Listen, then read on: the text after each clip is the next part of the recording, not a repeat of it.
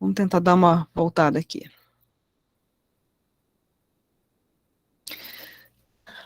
Até onde vocês ouviram, mais ou menos, que a internet cortou e a gente teve que recomeçar?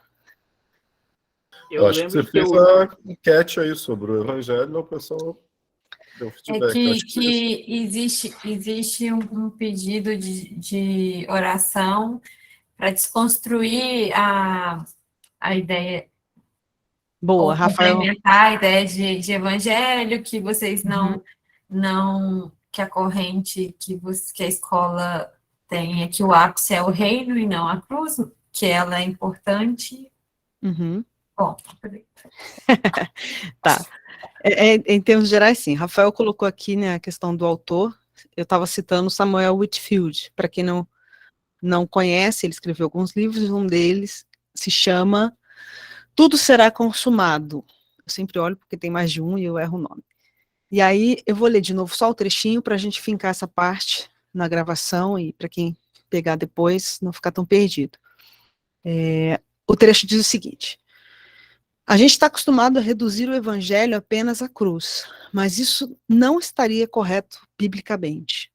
A gente precisa ter uma visão correta da cruz, pois de fato ela é ímpar para compreendermos o evangelho, mas ela não é o evangelho. A cruz não é o ápice da história de Deus. Ela está incluída, mas não é um fim em si mesma.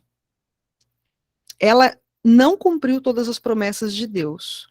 E sim, de modo assombroso, a cruz garantiu cada uma das promessas.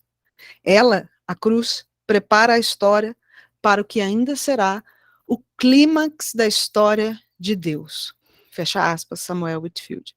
Então eu estava, na hora que a internet deu a zica lá, a gente estava falando de que nos dias de hoje, isso acaba sendo escandaloso para o tipo de gente do tempo que a gente está vivendo. Tipo de gente que acha que é o centro, né, do universo, e a gente às vezes acha que a gente é o centro do universo de Deus.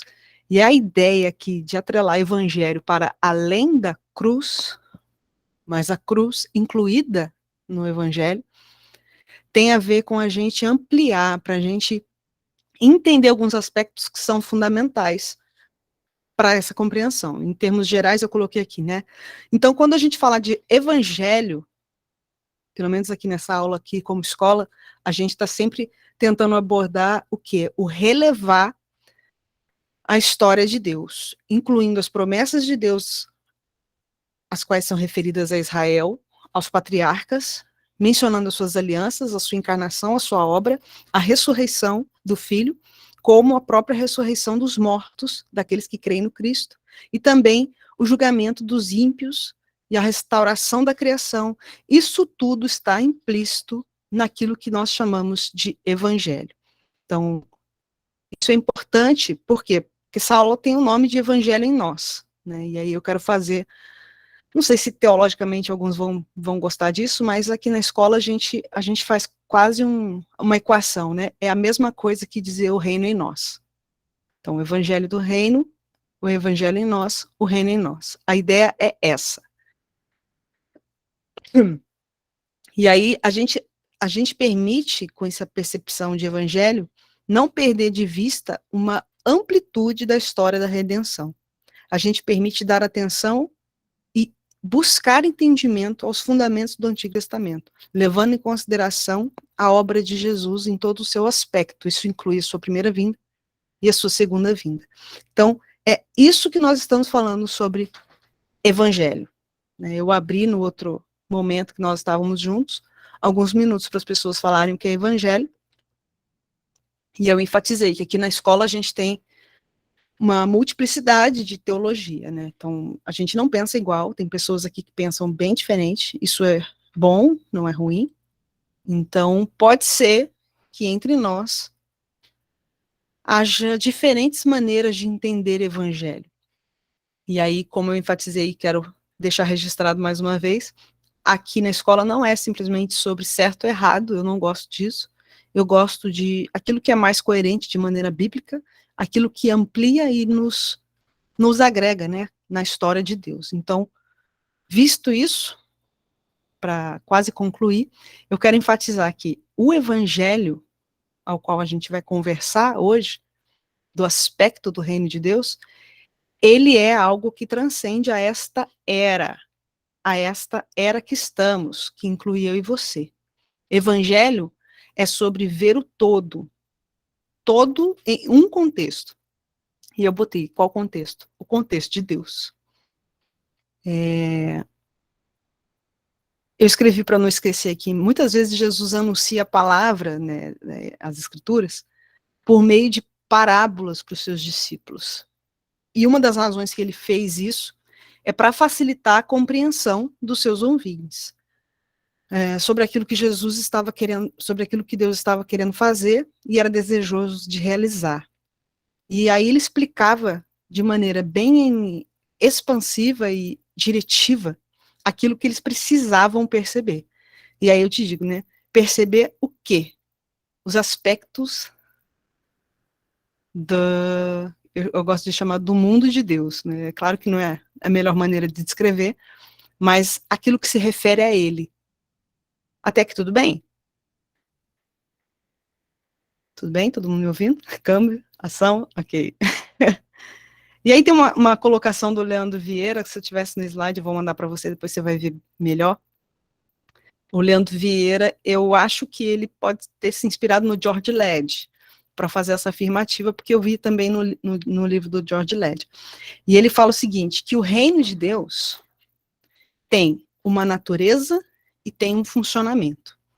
E eu acho isso importante para a nossa construção, porque quando a gente está falando de reino em nós, evangelho em nós, a gente precisa entender essa configuração.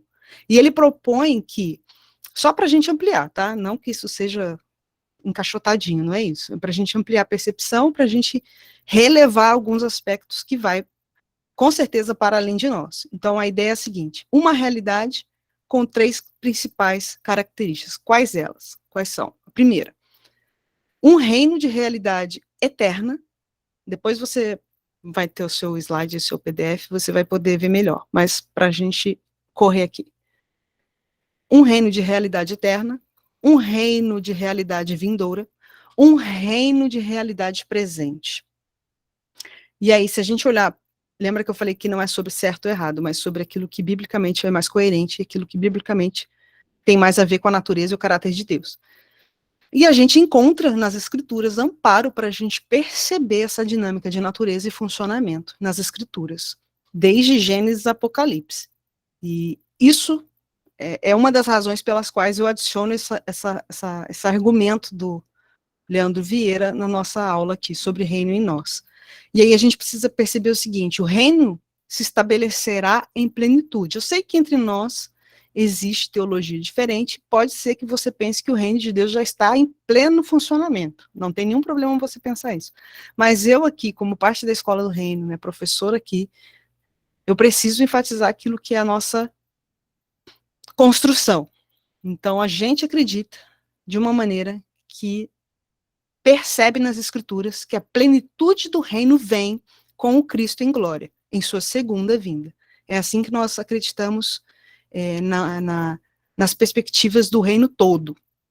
Lembrando que não é um reino em partes. Né? A cruz não é aquilo que define o reino, mas é ela que garante o todo do contexto de Deus. Então, como que a gente pode... eu botei aqui Apocalipse 10, 7, como que a gente pode perceber isso na dinâmica das Escrituras? O texto de Apocalipse 10, versículo 7, diz assim, mas nos dias da voz do 7º anjo, quando ele estiver para tocar a trombeta, então se cumprirá o mistério de Deus, como ele anunciou aos seus servos, os profetas. Eu não sei se você lembra do contexto dessa palavra de João. Ele estava em Patmos, ele estava tendo uma visão, ele estava tendo uma percepção do período escatológico, da vinda do Cristo, ele estava vendo um cenário dos 21 juízos de Deus, narrados nos 7 selos, nas 7 trombetas e nas 7 taças. Depois você pode ler esse texto devagar e vai perceber o que estava acontecendo. Mas, o que João está dizendo aqui, escrevendo para nós e nos informando? Será no som nos dias da voz do 7º anjo, quando estiver para tocar a trombeta, por um segundo, viaja comigo. São 7 selos, 7 trombetas, 7 taças. Ele está dizendo, entre a 6ª e a 7ª, algo vai acontecer. Então, a gente já tem uma percepção cronológica e a gente tem um aspecto daquilo que está vindo, um aspecto do vindouro. Mas João ainda estava na era presente. Olha só que bagunça. Esse é o reino de Deus, é uma doideira.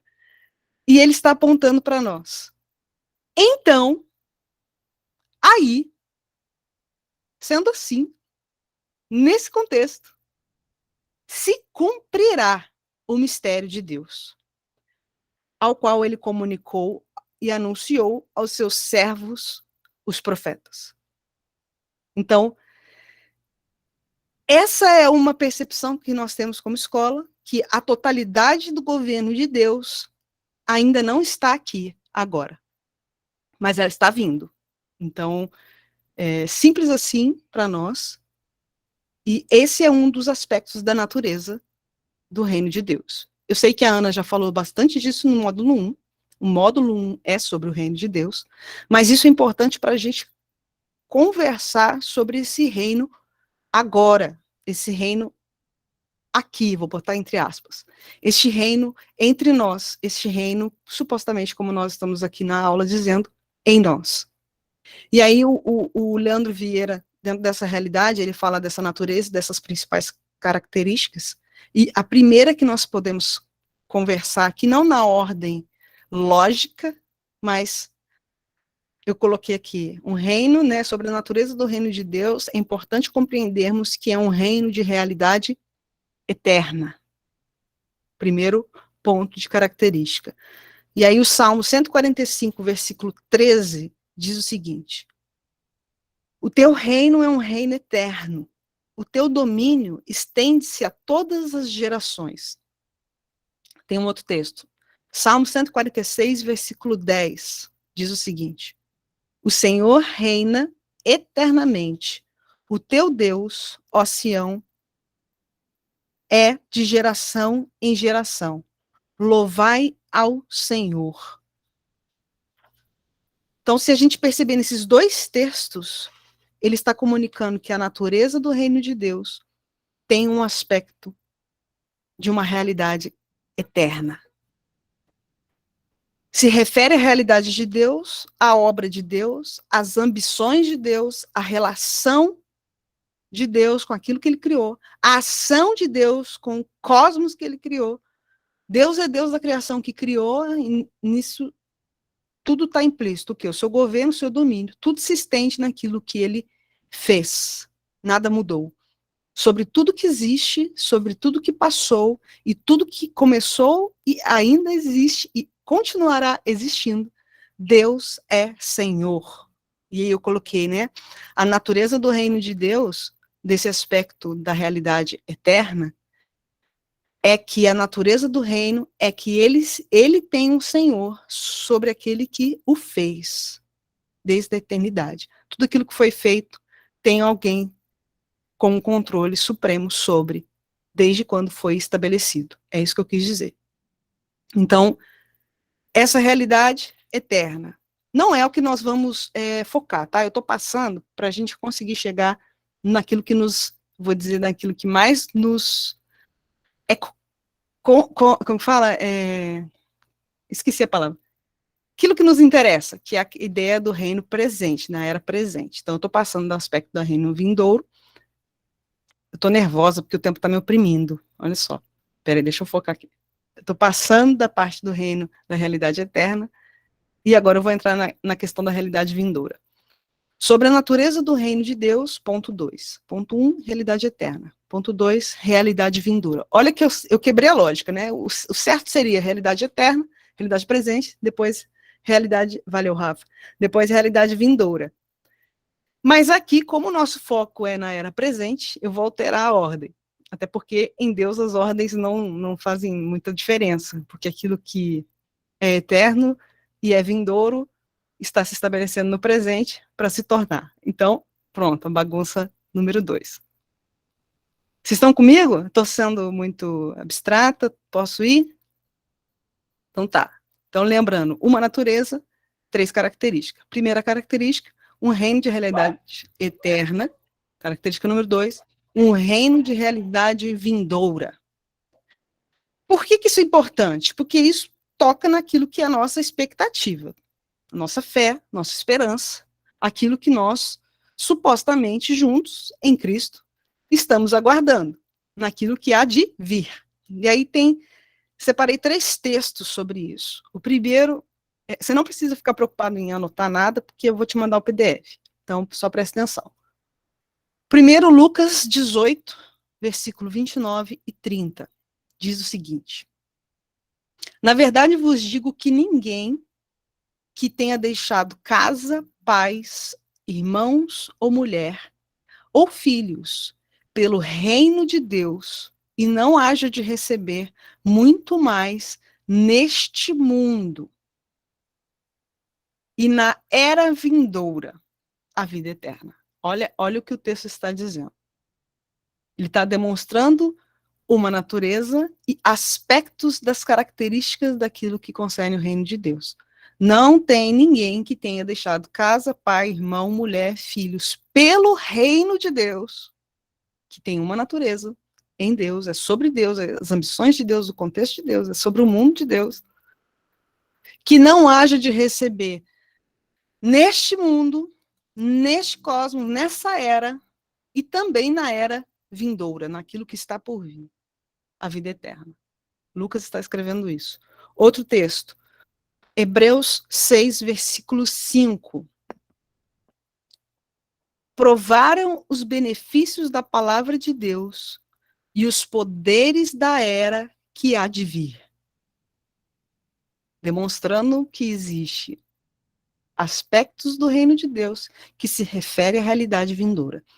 Outro, 1 Coríntios 15, 19 e 23, diz o seguinte: se esperamos em Cristo só nesta vida, só nesta presente era, somos os mais miseráveis de todos os homens. Mas, de fato, Cristo ressuscitou dentre os mortos e foi feito as primícias dos que dormem. Porque assim como a morte veio por meio de um homem, também a ressurreição dos mortos veio por meio de um homem. Porque assim como todos morreram em Adão, assim também todos seremos vivificados em Cristo Jesus. Mas cada um por sua ordem. Cristo, as primícias, depois os que são de Cristo, na sua vinda, ou seja, no seu retorno. Engraçado disso, só um parênteses. Paulo escreveu isso e Jesus já tinha estado com os discípulos, já tinha sido ressurreto e as coisas já estavam rodando.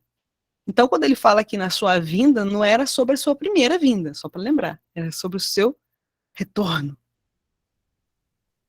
Ok? Isso é importante. Por quê? Amarra o aspecto das nossas ambições, eu vou dizer assim. Se é que temos algumas ambições eternas daquilo que está vindo. Ponto. Vamos continuar. Lembra, uma natureza, 3 características. Primeira, realidade eterna. Segunda, realidade vindoura. Terceira, a realidade presente. Aqui, a gente vai ler alguns textos, mas é onde eu vou, talvez, dedicar um pouco mais de força, um pouco mais de conversa, um pouco mais de trabalho. Então, viaja comigo. Aqui dentro eu vou abrir uma caixinha com alguns outros elementos importantes para nós, porque é aqui que é o nosso foco, como escola. O evangelho em nós. Então, a gente está falando do evangelho, que tem a sua dimensão eterna, que independe de nós, para além de nós, que vai além da nossa era, e a gente está falando, mencionando a respeito deste reino que está vindo pelas promessas em Cristo e a sua obra e a sua obediência, mas nós estamos aqui, para ser bem preciso, no dia 10 de agosto de 2022, nesta presente era, do século 21, e aí, se a gente não entende ao que se refere a realidade do reino agora, pode ser que a gente fique confuso, pode ser que a gente fique misturado, pode ser que a gente não entenda coisas fundamentais da obra do Espírito para este tempo. Então, isso é importante para nós. E aí, sobre a natureza do reino de Deus, que se refere à realidade presente, agora, eu separei alguns textos e algumas citações.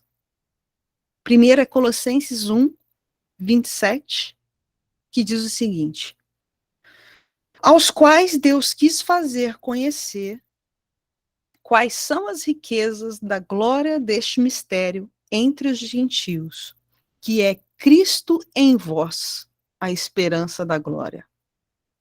Colossenses 3, 1 a 4. Portanto, já que vocês foram ressuscitados, reconciliados com Cristo, busquem as coisas que estão no céu, onde Cristo está sentado à direita de Deus.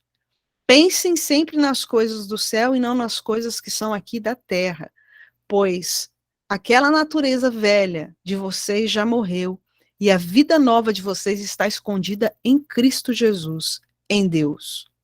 Quando Cristo, que é a vida de vocês, aparecer, em algumas versões diz, retornar, então vocês também irão aparecer com ele em glória, em plenitude de glória.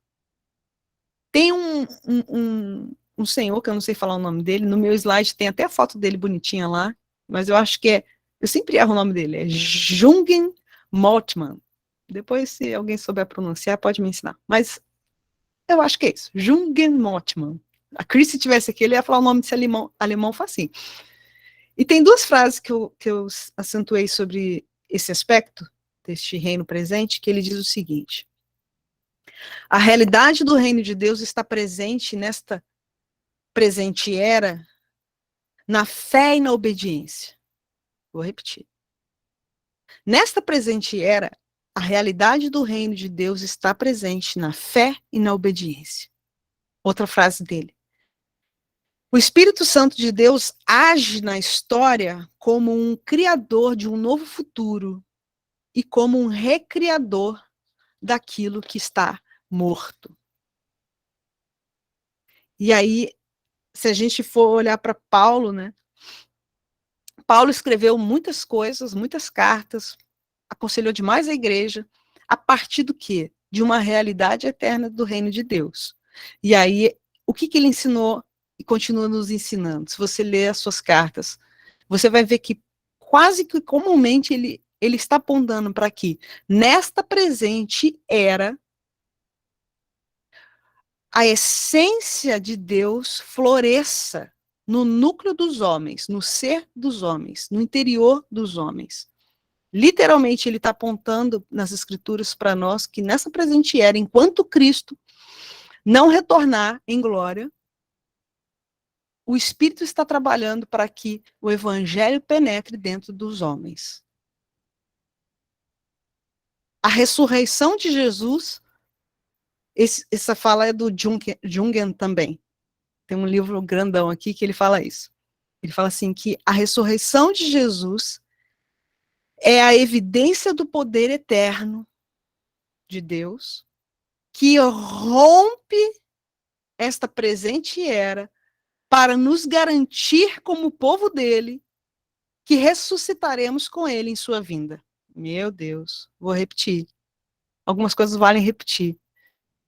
Que são de homens da história, que estão escritos nos livros e que nós precisamos sempre trazer à memória. Ele diz o seguinte: a ressurreição de Jesus é a evidência do poder eterno de Deus que invade, rompe essa presente era para nos garantir que ressuscitaremos com ele em sua vinda. Essa é a expectativa, essa é a esperança. Este é parte do trabalho do Espírito agora. Nos alinhar à ideia de Deus. De nos manter aquecidos pelo seu retorno e concordando com aquilo que precisa acontecer agora, dentro de nós, até que ele venha. E aí, assim, uma natureza, 3 características. A primeira, um reino de realidade, esqueceu? Eterna, vai além de nós. Segunda, um reino de realidade vindoura. E a terceira, um reino de realidade presente. Dentro dessa pastinha da realidade presente, eu quero abrir a gaveta e tirar alguns outros elementos importantes. Quando nós estamos falando de realidade do reino de Deus, nesse tempo, desta era presente, Karina, o que você está chamando de era presente? Até que ele venha. Porque quando ele vier, ele vai inaugurar uma nova era. A era vindoura virá com ele. É disso que eu estou falando. Então, toda vez que você me ouvir falar sobre a era presente, é nesse tempo que nós estamos. Eu e você. Se a gente fosse fazer uma linha cronológica aqui, desde eu vou usar um marco fácil para a gente, desde a sua encarnação até a sua segunda vinda, estamos aqui. Entre. E é aqui, o entre, que o Espírito foi liberado para preencher os homens, para ensinar os homens, para guiar os homens, para preparar os homens, para atuar nos homens que são do Cristo. E claro, esses homens têm outras funções, e isso aí a gente vai falar no bloco 3 da escola, que é o reino a partir de nós. Então não é nosso assunto agora, tá bom? Estou focando aqui do reino presente, no reino agora. E aí, quando a gente vai falar disso, a gente precisa perceber outras características. Essa não é do Leandro Vieira, essa é minha mesmo. Então, eu dividi em 3 para a gente memorizar de maneira simples e não esquecer. Talvez tenham vários sinônimos, mas esses 3 me ajudam demais a não ficar perdida naquilo que é urgente e aquilo que eu preciso priorizar agora. E as 3 são o seguinte. Na característica do reino presente, a gente vê a imagem do reino de Deus como semente, uma plantinha, semente. 2, crescente. E 3, evidente. Tá, vou usar um sinônimo para ficar mais fácil, né? Sinônimo, assim, para você perceber. Semente, porque ela é plantada. Crescente, porque o que é plantado precisa ser desenvolvido. E evidente, porque aquilo que é plantado e desenvolvido se torna aparente. Se manifesta. E aí, por isso eu usei essas 3 palavras. Semente, crescente, evidente. Vamos por partes. A, B e C. Sem pressa. Parte número 1, A. Uma das características do reino da realidade presente é que ela é semente. Onde que você vê isso nas escrituras? Eu citei aqui 2 principais textos para a gente conversar. Primeiro é Marcos 4, 26, 29. Não sei se você lembra desse texto, mas eu vou ler para você. Diz o seguinte, é a parábola da semente. Ele diz assim, e dizia, abre aspas, né? E dizia, o reino de Deus é assim como, o reino de Deus é assim como, é semelhante a, vamos ilustrar e vamos te explicar. O reino de Deus é assim como, se um homem lançasse semente à terra, e dormisse e se levantasse de noite ou de dia, e a semente brotasse e crescesse, não sabendo ele como, porque a terra por si mesma frutifica. Primeiro a erva, depois a espiga, por último o grão, cheio na espiga. E quando já o fruto se mostra, mete-se-lhe logo a foice, porque está chegada a ceifa. Enigmático o texto. Mas ele está falando que no reino de Deus é como se ele fosse uma semente plantada numa terra, literalmente. Simplesmente. E a própria terra desse a ela crescimento. E ela crescesse, frutificasse. Se frutificasse, liberasse seu fruto. E depois que se mostra o seu fruto, ela está pronta para ser colhida. É isso que ela está falando. Simples assim. Outro texto. Nicodemos, a história clássica que todo mundo conhece, João 3, versículo 3 ao 6. Em resposta, Jesus declarou, digo a verdade, ninguém pode ver o reino de Deus se não nascer de novo. Perguntou Nicodemos: como alguém pode nascer sendo velho?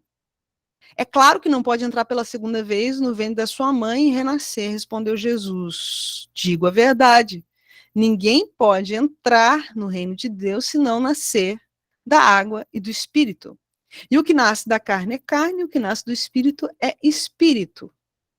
Todo mundo conhece esse texto. E quando eu penso sobre ele dentro desse raciocínio do reino presente, com a característica de semente, eu percebo que eu não sou tão diferente de Nicodemos e talvez você também não. Jesus estava apresentando para Nicodemos um caminho de rendição e Nicodemos, em sua limitação, estava tentando entender Jesus a partir do caminho da lógica. E aí começa o diálogo, né? O raciocínio de Nicodemos não estava conseguindo absorver, se adequar àquilo que Jesus estava encorajando ele a perceber. E aí eu te digo, né? A obra da regeneração, por si só, já é um escândalo para nossa mente caída, nossa mente limitada. O novo nascimento, como assunto, é uma loucura para o nosso entendimento. Porque a gente está falando de lógica de homens que estão nessa era presente, sem reconciliação e não vai perceber. E Nicodemos estava se esforçando para entender Jesus, o pensamento de Jesus. E aí eu te pergunto, né? Qual era o único parâmetro que Nicodemos tinha sobre o que Jesus estava dizendo, que era sobre nascer? Alguém arrisca? Ano passado, Roberta respondeu essa para mim. Quando nós estamos falando de nascer, qual é a lógica que você pensa sobre nascer? Isso não... Viviane está dizendo que é biológico, natural. Ok, é biológico, natural. Mas para nascer já foi germinado, fecundado, já está no ventre e já está. Mas se você perceber o caminho que Nicodemos fez com Jesus, Jesus nem mudou o verbo, né, nascer. Jesus continuou dentro da mesma lógica. Ele respondeu Nicodemos de é isso mesmo, se não nascer. Tanto que Nicodemos fala aqui, ó, deixa eu achar o trecho. Como que eu vou voltar para o ventre da minha mãe? Ele estava entendendo a partir da lógica do nascimento. Qual? Um homem e uma mulher, biologicamente, precisam se unir, né? Por mais que nos dias de hoje está tão complexo, mas em termos naturais, um homem e uma mulher se unem e eu não sou muito boa desse aspecto biológico, mas eu imagino que é mais ou menos assim. Se alguém quiser me corrigir, fica à vontade, né? O homem libera o seu esperma, o seu sêmen, fecunda no óvulo da mulher, e aí germina-se a semente, correto? Parece estranho falar disso, mas por um segundo, leia o texto depois de Nicodemos, no João 3, e perceba que dá para a gente perceber que Jesus estava quase dizendo isso aqui para Nicodemos. Olha, eu vou ler para você a minha versão Carina, não é a versão da Bíblia, a versão Carina do texto. Abre aspas. Nicodemos, necessário é que o meu espírito fecunde em seu espírito a semente do meu ser no seu ser. Desse modo, você terá revelação e trilhará a jornada comigo. Desse modo, você se tornará filho do reino do meu Pai. Note que o nascimento que a Vivi mencionou aí, que é natural, ele é marcado pela presença do sêmen. Eu sei que hoje falar sêmen é uma palavra que quase alguns vão dizer, nossa, que palavra suja, mas é biologicamente feito por Deus. E é uma palavra que carrega uma essência. Qual? A semente. O século pode ter deturpado algo da biologia humana, mas a palavra em si carrega uma revelação. E aí a etimologia dessa palavra, ela é mesmo, no latim, semente. Então, quando a gente pensa nessa questão da fecundidade, né, dessa coisa do óvulo ali germinando essa semente, era quase esse caminho que Jesus estava liberando para Nicodemos, para ele compreender como ele poderia enxergar e entrar no reino de Deus. Em outras palavras, o próprio Jesus nos ensina que o reino começa a se desenvolver nesta presente era, semelhantemente a uma semente no interior dos homens, no espírito dos homens. Ele ensina que o crescimento do reino dentro de nós é tal qual uma semente espalhada e plantada na terra, que por si só vai germinando, crescendo, sem se saber como isso acontece.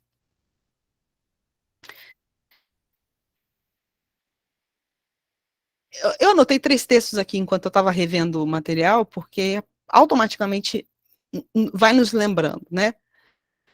Mateus 13, Marcos 4, Lucas 8. Os 3 discípulos aqui mencionaram a parábola do semeador. Quem lembra dessa parábola? Foi a primeira parábola que Jesus ensinou aos seus discípulos. Não foi o primeiro milagre, foi a primeira parábola de ensino que Jesus deu para os seus discípulos. E aí Jesus está ensinando o quê? Em termos bem simples, bem superficiais. Existe uma semente e existe vários tipos de postura de coração, que ele chama de solos. E aí, se você ler o texto, você vai ver que Jesus estava ensinando os discípulos que precisa haver um tipo de coração posicionado de maneira correta para germinar a semente, para que ela não morra. E isso é irônico porque, por ser a primeira parábola que Jesus estava ensinando aos discípulos, eu ouvi há alguns anos um pregador falar sobre isso, eu nunca mais esqueci. Eu esqueci o nome do pregador, mas não esqueci o que ele falou.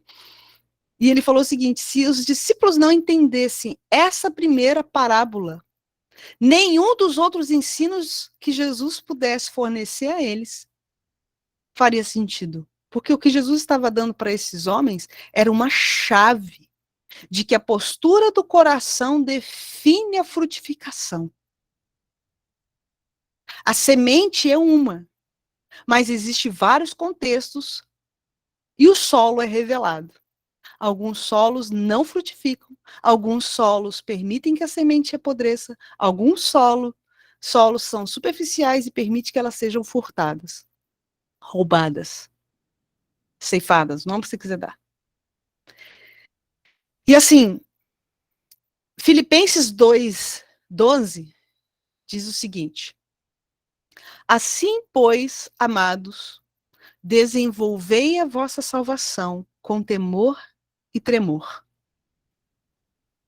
A gente precisa ver que essa semente do reino presente, pelo Espírito germinado no nosso ser, no nosso espírito, diálogo de Jesus com Nicodemos.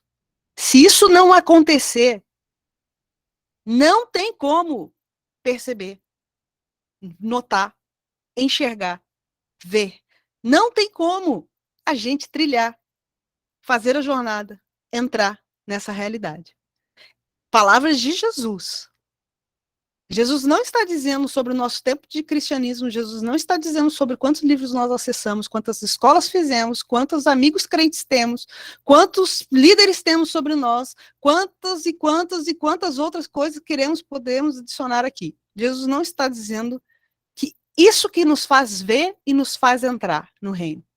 Ele está dizendo que nesta presente era o que nos faz enxergar e andar e entrar na realidade do reino de Deus agora é a semente germinada no nosso espírito.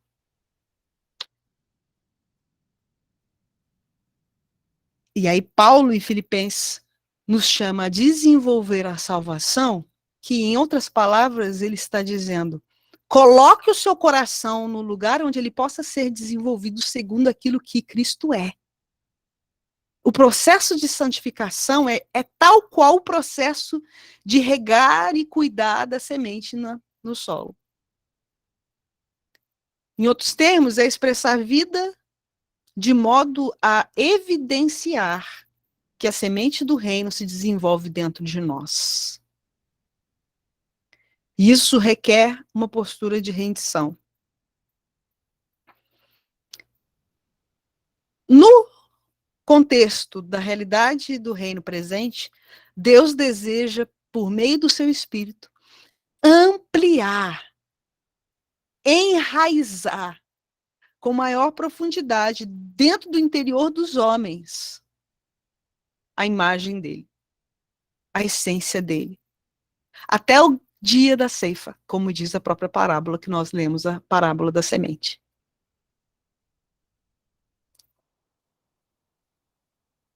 E aí, assim, eu fico pensando, né, o que surge supostamente da minha e da sua semente plantada? Quais são os frutos que evidenciam a respeito de um reino vindouro e que está semeado nesta presente era dentro de nós?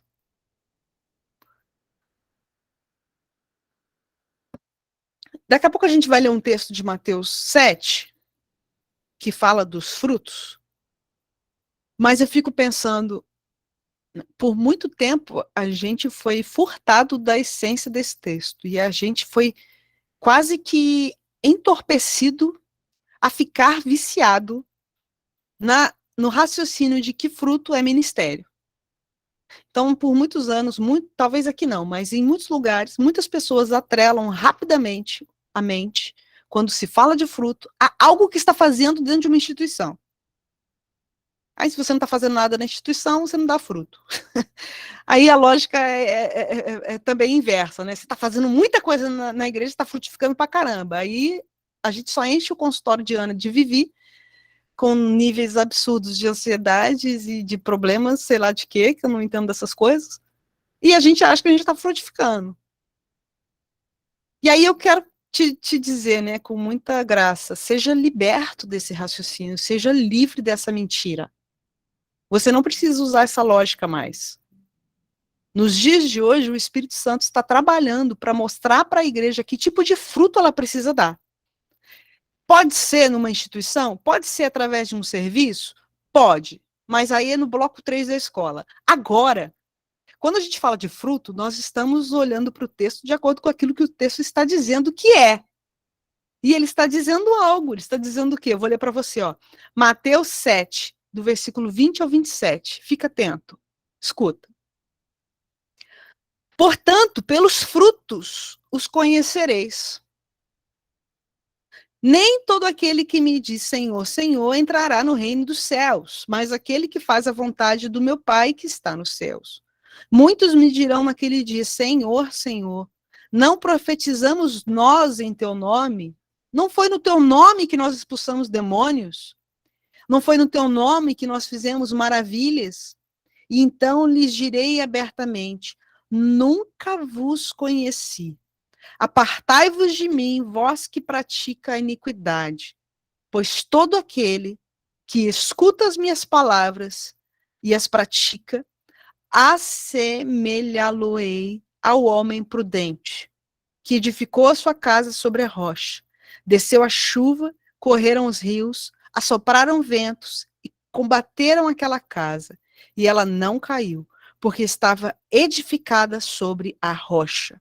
E aquele que ouve essas minhas palavras e não as cumpre, compará-lo-ei a um homem insensato que edificou a sua casa sobre a casa da areia. E desceu a chuva, correram os rios, assopraram os ventos, combateram aquela casa, e esta casa caiu, e grande foi a sua queda. Alguma coisa sobre trabalho na igreja? Alguma coisa sobre ministério? Absolutamente não. A palavra-chave aqui é conhecer a Deus, estar achado em Cristo. O contexto está dizendo, não tem a ver com, vou usar os termos do texto, profetizar, expulsar e fazer alguma coisa. Não tem a ver com aquilo que nós vamos movimentar, com aquilo que nós vamos produzir no nome dele. Tem a ver com o quanto de nós foi rendido a ele para conhecer a ele, para estar com ele, para ser conhecido dele agora.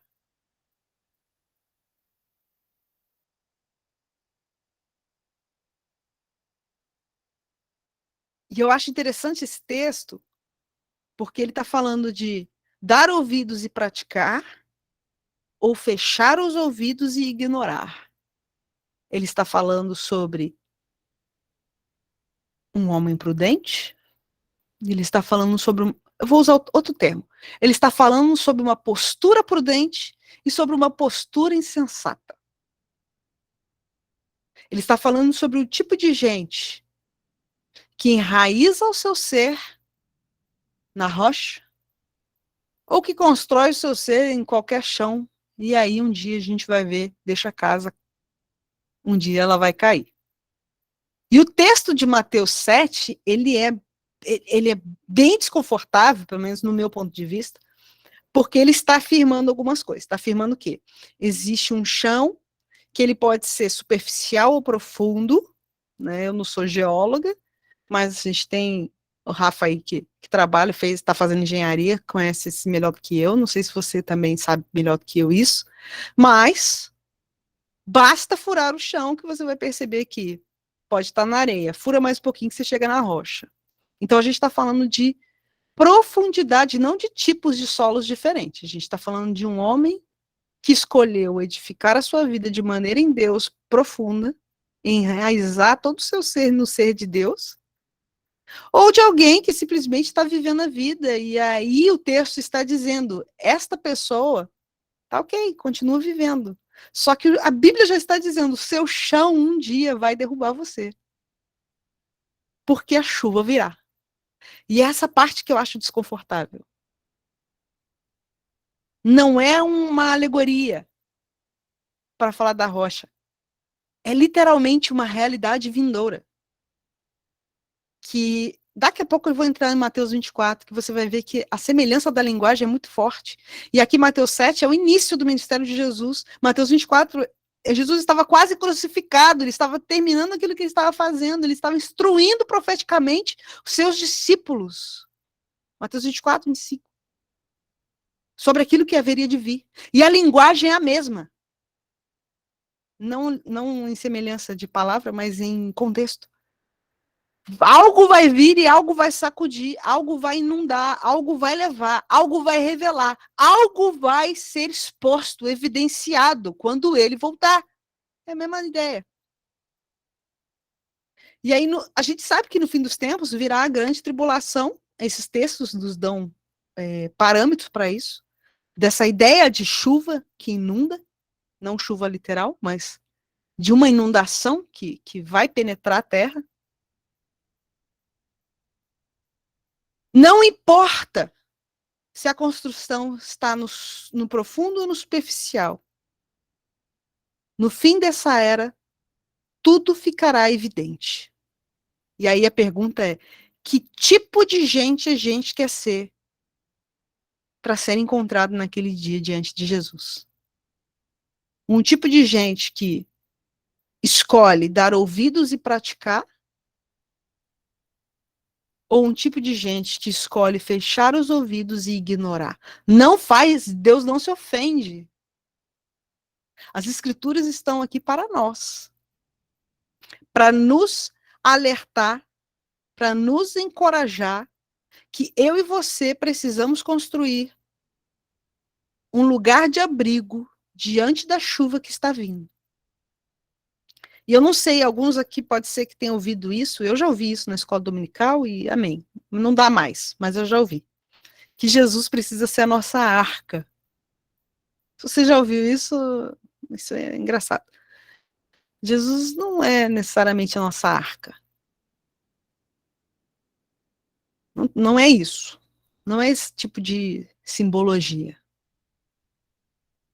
É literalmente, como nos dias de Noé, gente que dá ouvidos à voz de Deus e, independente do contexto, do tempo, do que está ao redor, das dificuldades, das descredibilidade, não sei se essa é a palavra, mas da descrença daqueles que estão ao nosso redor, independente do nível de treva que permeia o tempo, depositam o seu ser para andar e conhecer a Deus e corresponder.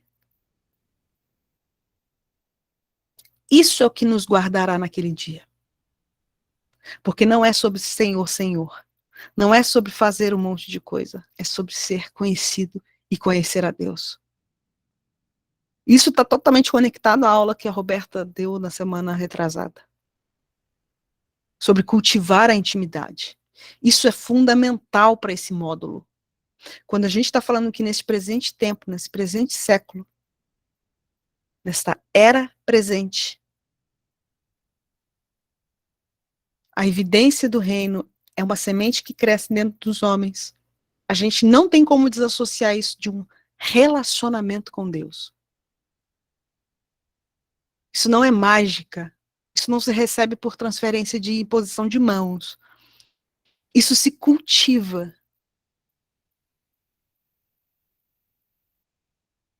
Isso se rende para ter. E Mateus 7, que a gente acabou de ler, descreve um tipo de gente que responderá de maneira profunda ou superficial. E ao cenário dos últimos dias dessa era, chamado fim dos tempos, que vai revelar tudo. Se o que temos e o que somos vai ser levado pela chuva, vai ser abalado e vai ruir, ou se vai permanecer para a era vindoura. Eu acabei de dizer, Mateus 7, dialogando em termos de linguagem, não de hermenêutica, com Mateus 24. Mateus 24, 37, 39 diz o seguinte: como foi nos dias de Noé, assim será também a vinda do Filho do Homem. Portanto, assim como nos dias anteriores ao dilúvio, comiam, bebiam, casavam e davam-se em casamento, até o dia em que Noé entrou na arca, e não o perceberam. Até que veio o dilúvio e os levou a todos.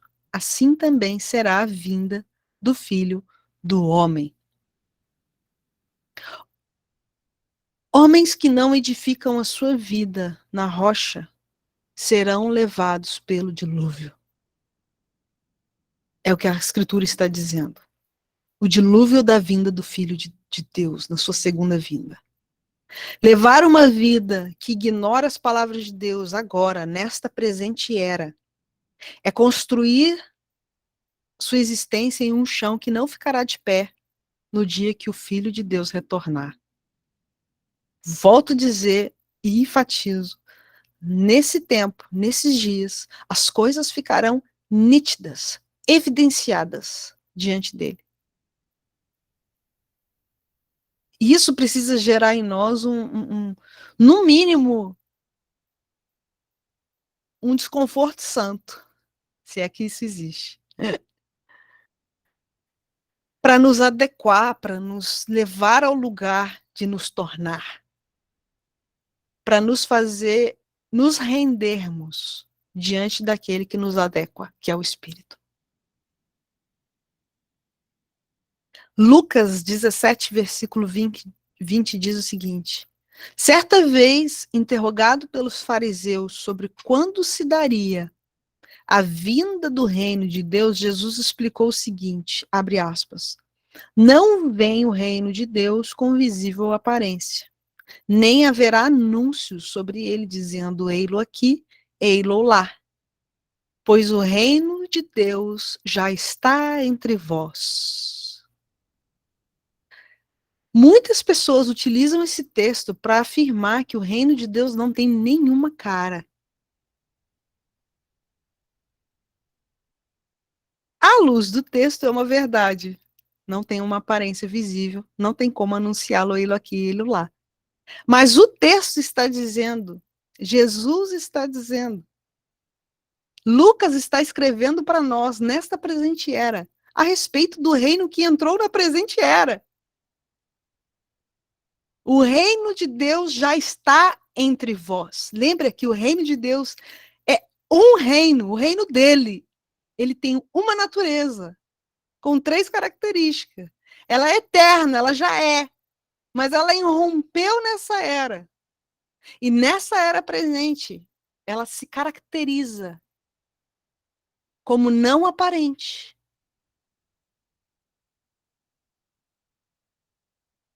mas como uma semente. Isso significa que o reino de Deus é só isso? Não! O próprio Jesus nos ensinou a orar, o reino de Deus venha, assim na terra como no céu. Tem muitos aspectos do reino de Deus. Estávamos falando sobre isso. O aspecto vindouro, não só presente. O reino, o evangelho de Deus é sobre a amplitude daquilo que estávamos falando agora há pouco, que vai para além de nós e além da cruz. E que Cristo garante tudo. Esse é o ponto central para a gente aqui, que já são 9h58. O que o texto está dizendo não é que o reino não tem cara. Ele está dizendo que nessa era presente, a característica do reino agora, entre vós, é ser implantado no interior dos homens. Isso não tem cheiro, isso não tem cara. Isso é dentro.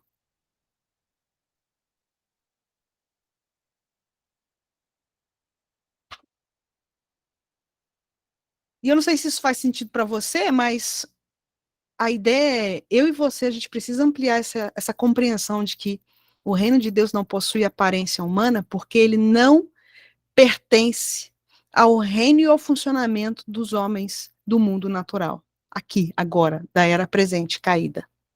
Por isso que ele não funciona. Não é dessa origem. O reino de Deus, ele tem característica eterna. Origina-se em Deus. Eu não vou ficar falando disso, que a Ana já falou bastante. Mas é fundamental que a gente perceba que Jesus é a própria imagem, a própria semente do reino de Deus na terra. Por isso que ele disse, ele está entre vós. Ele foi plantado e está crescendo dentro daqueles que são chamados dos renascidos. O reino do céu pode não ter aparência exterior agora. Neste tempo da história, nesta era presente. Mas existe um aspecto do reino de Deus implantado no interior dos homens que se torna evidente e que demonstra se de fato está plantado ou se de fato não está plantado. Que faz com que os homens notem se o reino está entre nós. E aí eu te pergunto, me pergunto, nos pergunto, que tipo de vida temos tido? Eu vou até aqui. A gente vai entrar na parte B e C, que nesta presente era, o reino é crescente e depois evidente, e depois a gente tem outras coisas para falar mais. Mas esses são os 3 pilares para a gente conversar, o que tiver que conversar depois. Eu vou parar a gravação aqui, se alguém quiser falar alguma coisa. Peraí.